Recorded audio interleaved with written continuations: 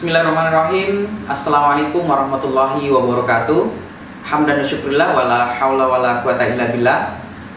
Ananda sekalian yang berada di rumah, pada kesempatan kali ini untuk pembelajaran ekstrakurikuler Tapak Suci, kami akan memberikan tugas yang kami berikan kepada kelas 8 dan kelas 9 ya. Yang pertama, siswa dasar dan siswa 1 membuat video terkait doa pembuka dan cara memakai sabuk berpakaian tapak suci ya. Kemudian tugas untuk siswa 2 dan siswa 3, tata gerak langkah memakai baju tapak suci.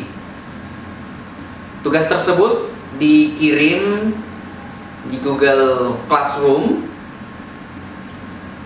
dengan password yang ada di depan layar. Waktu pengerjaan Anda sekalian mulai hari ini sampai tanggal 20 Agustus. Itu saja Anda sekalian yang ada di rumah, tugas yang Bapak berikan. Hadanallahu wa iyyakum. Dengan iman dan akhlak saya menjadi kuat, tanpa iman dan akhlak saya menjadi lemah. Wassalamualaikum warahmatullahi wabarakatuh.